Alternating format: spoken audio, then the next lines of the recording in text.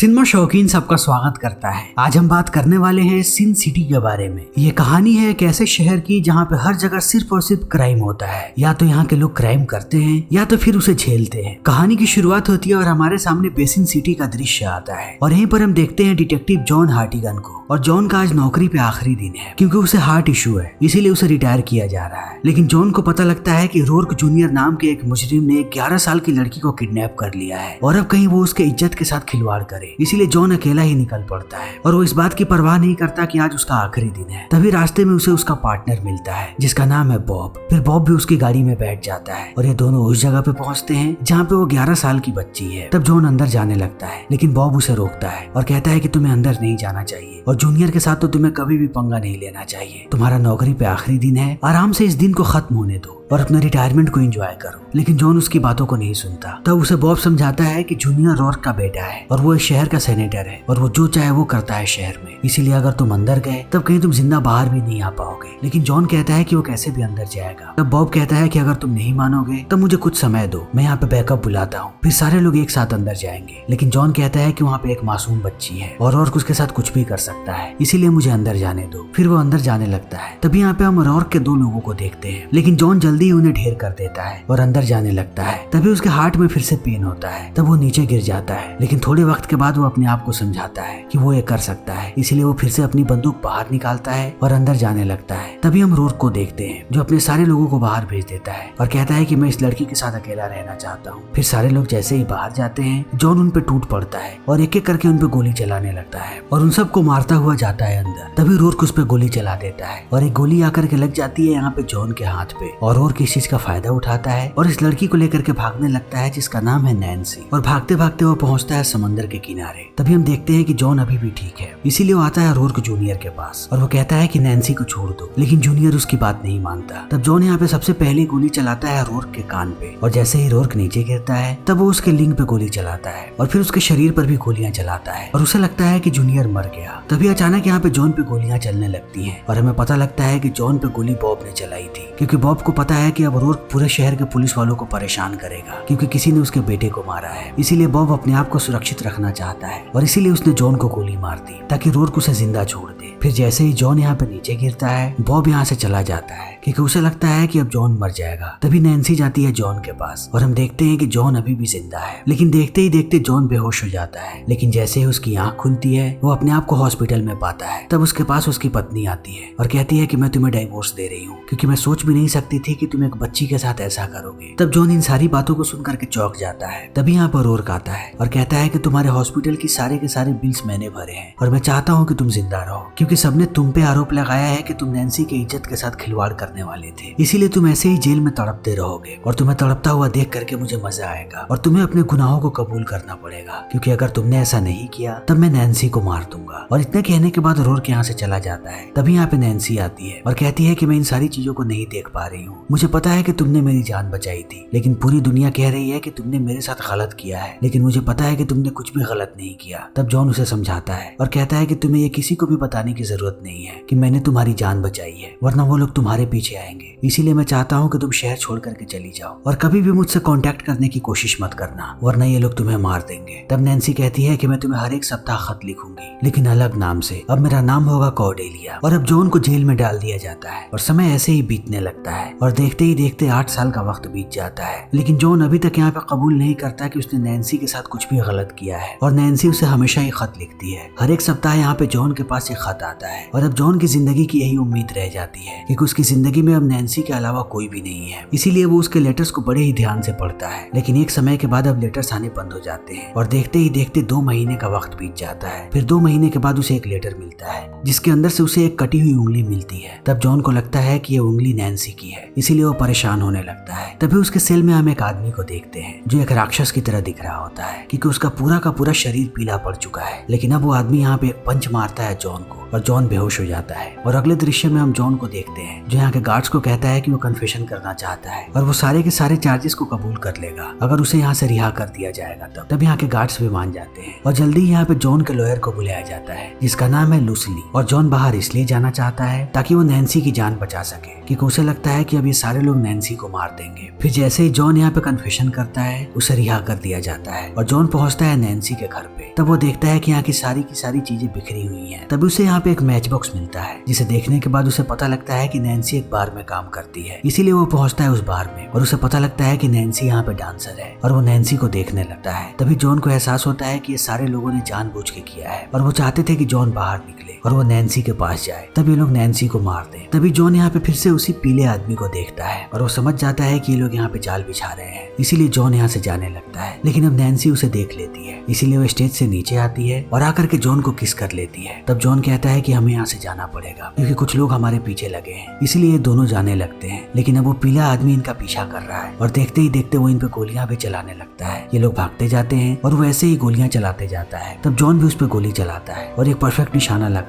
है और वो गोली जाकर के लग जाती है उस पीले आदमी को, इसीलिए उसकी गाड़ी क्रैश हो जाती है। तब जॉन भी अपनी गाड़ी रुकवाता है और कहता है कि हमें कंफर्म करना पड़ेगा कि वो मरा है या फिर अभी भी जिंदा है, इसीलिए ये लोग जाते हैं उसकी गाड़ी के पास। तब इन्हें बहुत सारे खून के धब्बे नजर आते हैं, लेकिन अभी भी यहाँ पे इन्हें डेड बॉडी नहीं मिलती, इसीलिए ये लोग यहाँ से निकल जाते हैं और पहुंचते हैं एक मोटेल में। तब नैन्सी यहाँ पे अपने प्यार का इजहार करती है जॉन से और वो उसे किस करने की कोशिश करती है, लेकिन पहले जॉन उसे मना करता है। लेकिन थोड़ी देर के बाद वो भी इसके करीब आता है, लेकिन अचानक उसे एहसास होता है कि वो गलत कर रहा है, इसीलिए वो नैन्सी से दूर हट जाता है और कहता है कि तुम बस एक छोटी बच्ची हो और ये गलत है, मैं तुम्हारे साथ ये नहीं कर सकता। लेकिन नैन्सी उसके करीब जाने लगती है। तभी हम उसे पीले आदमी को देखते हैं जो इनकी गाड़ी की डिक्की में छुप गया था, इसीलिए अब वो मोटेल के अंदर आने लगता है। तभी हम देखते हैं कि जॉन नहा रहा है, लेकिन अब वो पीला आदमी उसके पास आता है और उसे मार मार के बेहोश कर देता है। फिर जैसे ही जॉन की आंख खुलती है वो अपने आप को एक टेबल पे पाता है और उसके हाथ को बांध दिया गया है और उसके गले में रस्सी है, यानी कि जैसे ही वो टेबल नीचे से हटेगा जॉन की लटक करके मृत्यु हो जाएगी। तभी जॉन अपने सामने उस पीले आदमी को देखता है और वो आदमी कहता है कि मैं हूँ रॉर्क जूनियर, तुमने मेरे लिंक पे गोली चलाई थी और उसे ठीक करने के लिए मैंने अपने ऊपर बहुत सारे एक्सपेरिमेंट्स किए और सारे के सारे एक्सपेरिमेंट्स का रिएक्शन हुआ, इसीलिए मेरी ऐसी हालत हो गई। लेकिन अब मैं तुम्हें मारूंगा और उसके बाद नैन्सी से बदला लूंगा। और इतना कहने के बाद वो टेबल हटा देता है और नैन्सी को लेकर के यहाँ से जाने लगता है और जॉन ऐसे ही छटपटा रहा होता है, लेकिन वो कैसे भी नैन्सी को बचाना चाहता है, इसीलिए वो अपने आप को पुश करता है यहाँ के शीशे तक, फिर कांच तोड़ता है और उसे अपने हाथ में ले लेता है और हाथ की रस्सी खोल करके आजाद हो जाता है। तभी जूनियर अपने आदमियों को भेजता है यहाँ से जॉन की लाश लाने के लिए, लेकिन जैसे ही वो लोग अंदर आते हैं जॉन उन पे हमला कर देता है और मारने लगता है और आखिरी बंदे से पूछता है कि मुझे बताओ नैन्सी कहाँ है और जूनियर उसे कहाँ लेकर के जाएगा। तब वो जॉन को बता देता है, फिर जॉन इसे भी मारता है और इनकी बंदूकें लेकर के निकल पड़ता है। तभी दूसरी तरफ हम जूनियर को देखते हैं और अब जूनियर यहाँ पे कोड़े मार रहा है नैन्सी को और कहता है कि अब तुम्हें बचाने के लिए कोई भी नहीं आएगा। तभी यहाँ पे जॉन पहुंच जाता है और वो एक एक करके जूनियर के लोगों को मारने लगता है, लेकिन अब वो भी घायल हो चुका है, इसीलिए वो जैसे ही अंदर पहुंचता है जूनियर उसके सामने आता है और कहता है कि तुम्हारी हालत बहुत ही ज्यादा खराब है, तुम कभी भी मुझे नहीं मार पाओगे। और तभी जॉन नीचे गिर जाता है। तब जूनियर अपनी चाकू निकालता है और जाता है जॉन के पास और वो उसे मारने ही वाला होता है। तभी हम देखते हैं कि जॉन अब बरस पड़ता है यहाँ पे जूनियर पे। पहले वो उसे स्टैब करता है और उसके बाद उसे तब तक मारता है जब तक उसके सर के चीथड़े ना उड़ जाए और अंत में वो जूनियर का काम तमाम कर देता है। फिर नैन्सी को लेकर के बाहर जाता है और कहता है कि अब हम लोगों को दूर होना पड़ेगा, क्योंकि अगर मैं तुम्हारे साथ रहा तो वो हमेशा ही तुम्हारे पीछे आते रहेंगे, इसीलिए ये हमारी आखिरी मुलाकात है। लेकिन नैन्सी उसे छोड़ करके नहीं जाना चाहती, लेकिन जॉन उसे मना लेता है और नैन्सी को यहाँ से बाहर भेज देता है। तब वो कहता है कि मैं जब तक जिंदा हूँ तब तक रोर्क कभी भी नैन्सी का पीछा नहीं छोड़ेगा और जॉन को पता है कि वो जल्दी ही मरने वाला है अपनी हार्ट कंडीशन की वजह से, इसलिए जॉन यहाँ पे अपने आप को गोली मार लेता है ताकि नैन्सी सुरक्षित रहे। और इसी के साथ जॉन की ये कहानी खत्म हो जाती है और जॉन की इस कहानी का नाम था दैट येलो बास्टर्ड। और फिर शुरुआत होती है सिन सिटी की दूसरी कहानी जिसका नाम है द हार्ड गुड बाय। कहानी की शुरुआत होती है और हम मार्व नाम के एक गैंगस्टर को देखते हैं और मार्व अभी एक वैश्या के साथ है जिसका नाम है गोल्डी। और गोल्डी मार्व को बहुत अच्छी लगती है क्योंकि आज से पहले किसी भी लड़की ने उसे इतना प्यार नहीं दिया। मार्व का चेहरा बहुत ही भयानक है, इसीलिए कोई भी लड़की उसके करीब नहीं आती, लेकिन गोल्डी बिल्कुल अलग है, इसीलिए मार्व अब उसे चाहने लगता है। लेकिन जैसे ही सुबह में उसकी आंख खुलती है वो अपने पास गोल्डी की लाश देखता है और वो परेशान हो जाता है। तभी उसे पुलिस के सायरन की आवाज सुनाई पड़ती है और मार्व समझ जाता है कि कोई उसे फंसाने की साजिश कर रहा है, इसीलिए मार्व भी तैयार हो जाता है। फिर जैसे ही पुलिस वाले यहाँ पे आते हैं वो उन पे हमला कर देता है और बड़े ही चालाकी के साथ बिल्डिंग से बाहर निकलता है। तभी उसे पुलिस वालों की गाड़ी नजर आती है। फिर वह एक गाड़ी के अंदर जाता है और पुलिस वालों को मार गिराता है और गाड़ी लेकर के यहाँ से निकल जाता है और ऐसे ही भागते रहता है और बहुत देर भागने के बाद पहुंचता है घर के अंदर। तब हम यहाँ पे लुसील को देखते हैं और हमें पता लगता है कि लुसील इसकी भी पेरोल ऑफिसर है। और अब मार्व यहाँ पे थोड़ी देर तक छुपा रहता है, लेकिन थोड़ी देर के बाद वो निकल जाता है और जाता है अपने माँ के घर पे और वहाँ से अपनी फेवरेट बंदूक को बाहर निकालता है, क्योंकि अब वो गोल्डी का बदला लेना चाहता है। और इस बंदूक को लेने के बाद वो निकल पड़ता है शहर की तरफ और जितने भी क्रिमिनल्स हैं शहर में वो एक एक करके सबको मारने लगता है और सबको टॉर्चर करके पूछता है कि किसने गोल्डी को मारा, लेकिन कोई भी अपना मुंह नहीं खोलता क्योंकि किसी को कुछ भी नहीं पता। तब मार्व जाता है एक पादरी के पास और उससे पूरी बात पूछता है। तब पादरी बताता है कि शहर में एक ही कातिल है जिसका नाम है केविन रोर्क और वो सेनेटर का भाई है और वही ये सारी चीजें कर रहा है। तब मार्व यहाँ पे उसका लोकेशन पूछता है और ये पादरी लोकेशन भी बता देता है, लेकिन मार्व जानता है कि ये पादरी बिकाऊ है, इसीलिए वो उसे भी शूट करके यहाँ से निकलने लगता है। तभी हम एक कार में एक लड़की को देखते हैं जो बिल्कुल गोल्डी की तरह दिख रही होती है। फिर देखते ही देखते वो हमला कर देती है मार्व पे और मार्व उसे देखता रह जाता है। फिर वो मार्व को घायल करके यहाँ से निकल जाती है, लेकिन अब मार्व उस जगह पे पहुंचता है जहाँ पे उसे केविन मिलने वाला है। तभी उसे एक भेड़िया नजर आता है और मार्व भेड़िए से बचने लगता है, लेकिन जब भेड़िया उस पर हमला करता है तब मार्व उसका भी काम तमाम कर देता है। तभी हम यहाँ पे केविन को देखते हैं और अब केविन हमला कर देता है मार्व पे और हम देखते हैं कि केविन के पंजे बहुत ही ज्यादा नुकीले हैं, इसीलिए वो उनसे अब हमला कर देता है जॉन पे और देखते ही देखते जॉन को बेहोश कर देता है। फिर जब जॉन की आंख खुलती है तब वो अपने आप को एक कुएं में पाता है और देखता है कि यहाँ पे बहुत सारे औरतों के कटे हुए सर हैं। तब मार्व को भी इस बात की पुष्टि हो जाती है कि इसी ने गोल्डी को मारा है। तभी मार्व यहाँ पे लुसील को देखता है और लुसील बताती है कि केविन ने उसे किडनैप किया है और उसने उसका हाथ काट दिया और फिर वो चिल्लाने लगती है और कहती है कि आदमी आदमखोर है, ये मेरे सामने ही मेरे हाथ को खा गया और ये लड़कियों के मांस को खाता है। तो मार्व यहाँ से निकलने की तैयारी करने लगता है और वो खिड़की को तोड़ रहा होता है। तभी एक गाड़ी आती है और वो केविन को लेकर के चली जाती है और मार्व खिड़की को तोड़ देता है। फिर ये दोनों बाहर जाने लगते हैं। तभी यहाँ पे बहुत सारे पुलिस वाले आ जाते हैं और अब मार्व उन्हें मारने की तैयारी कर ही रहा होता है। तभी लुसील उसे बेहोश कर देती है और वो जाती है पुलिस वालों से बात करने कि वो इन्हें जिंदा छोड़ दे,